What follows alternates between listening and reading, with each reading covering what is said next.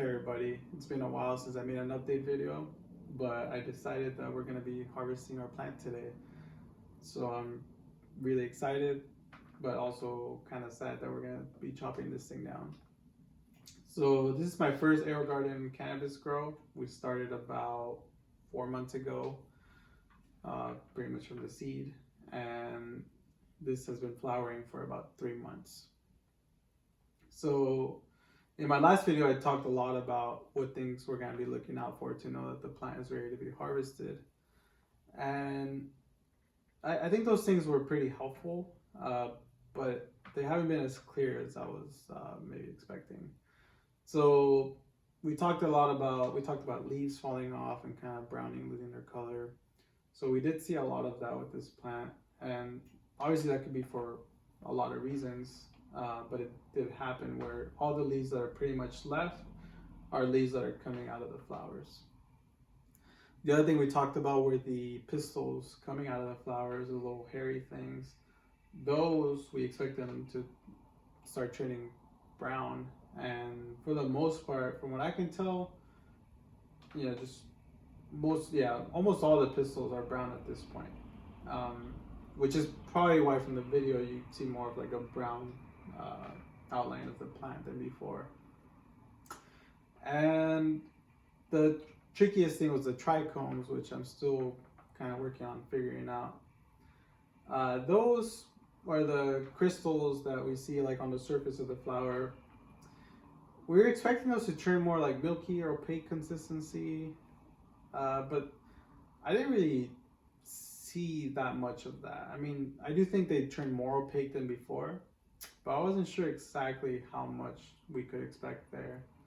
So that's like the trickiest one, where I think maybe if we waited another month, maybe we'd start to see the results we expect, but I'm not really sure. As I do this more, I'll probably just get a better understanding of what those are supposed to really look like when you harvest. So the thing that kind of triggered this also is I was gone for about a month, and I was out of town. I didn't really expect to be out of town for that long, but I had a friend come over and help me with the plant, and we gave it nutrients up to about 2 weeks that I was gone, and then after that we just started giving the plant water. So by the time I got back, the plant hadn't had new nutrients for about 2 weeks. And I figured that would be a good time to harvest based on everything else that was already going on, because a lot of people recommend flushing the nutrients out of your plant before you harvest it.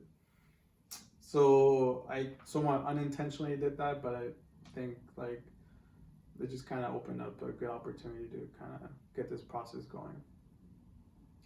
So yeah, other than all that, the plant really hasn't changed too much.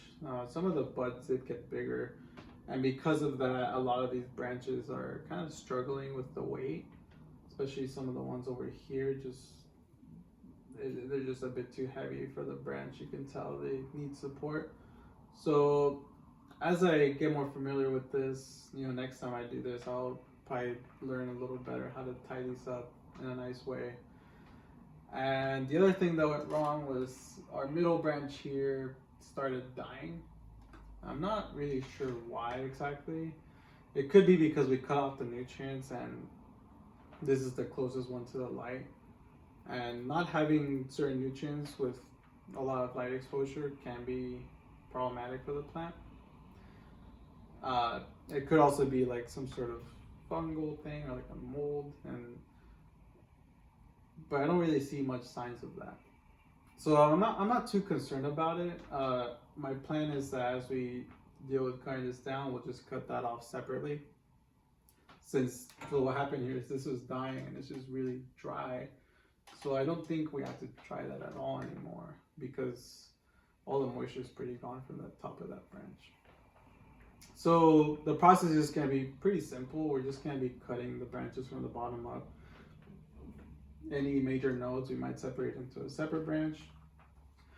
And then here we have just a cheap clothes rack that I got with some hangers that have clips. And my plan is just to, as we cut it off, start hanging these, and we'll probably need about a week of these hanging until they're fully dried. And you don't want, so it's also a little tricky figuring out how long you want to dry these for. You don't want it to be at that point where it's just like crispy. So what the test that I've seen people online show is that if you bend the branch and it snaps, then it's dry enough. Because right now what happens is if I bend one of these branches, the fibers are still, a little elastic, so it'll just bend. It won't actually, you still kind of hurt the fibers, but it won't crack like in two. So that's pretty much the test we'll be looking for. And maybe also just by looking at or just feeling some of the leaves around the flowers to kind of see how dry it is. Yeah, so once it's dry, we'll be cutting off the flowers, trimming off the leaves, and we'll just be curing them in jars for maybe probably another couple weeks. And the only tricky thing with that is just that if you didn't dry it enough, then there's a chance that you might grow mold when you start curing the flower. So, we'll be looking out for all those kinds of things. And I have these humidity sensors that we can use to kind of get a read for how humid it is in the jars. But I think I'll probably be making another video separately on that type of stuff once I get that going. But yeah, today we'll just focus on cutting this thing down. So yeah, why don't we just get to it? Okay, so we're just gonna use our blade here that we've been using to trim the plant, and I'm not really sure if there's much to this. I haven't actually read too much about this part of it, but my plan is just to start cutting these branches as I go. See, a branch like this one doesn't really, it's just a single branch, doesn't have any other major nodes, so we're just gonna start cutting at the base here. And that's pretty tough. Alright, so plan is then just to hang it on one of these guys. And that's it. So we're just gonna do that for all the branches now.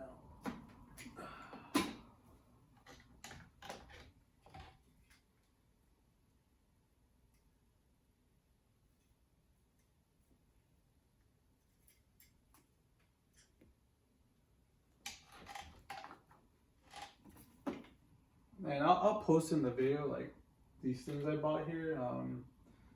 I'm sure there's like a million ways to do this. You could probably use like just your normal clothes hangers and put them somewhere.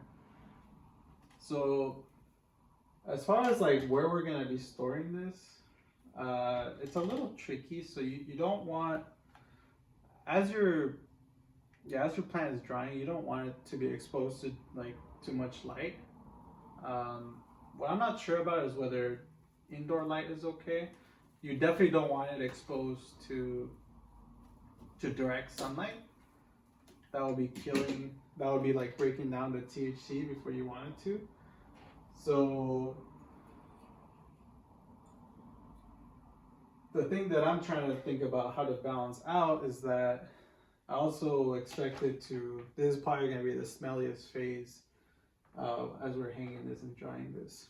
So I'm thinking about putting this in my bathroom, but then I feel like it's just going to retain all the smell in there, which is fine, but I live in an apartment complex.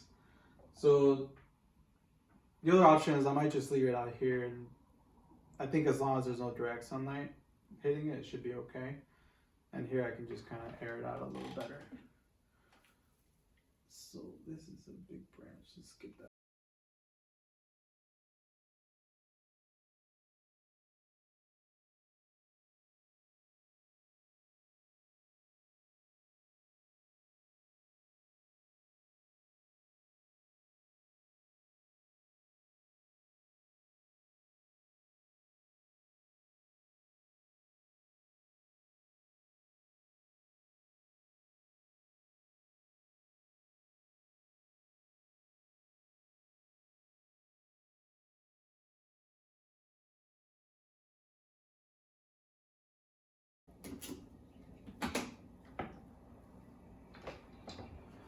All right, so this is the last one, and this is kind of like So I just want to show. So maybe this is a good time to show. So pretty much like, yeah, if you bend any of these branches somewhere, it just kind of, it'll just bend. Like the fiber holds pretty strong. So what we look for is that once we dry this, it will start to kind of crack instead. And this is our branch that had some issues, so we're just going to be cutting off the top part of it. And yeah, I'm not really sure what happened here, so just get rid of this here.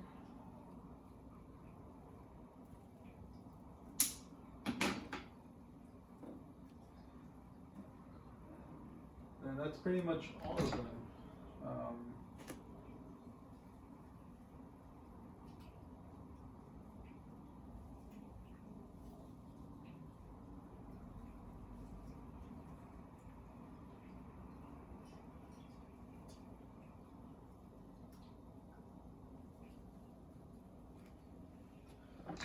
So yeah, that's our plant.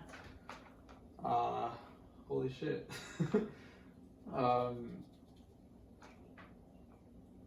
Yeah, this is crazy.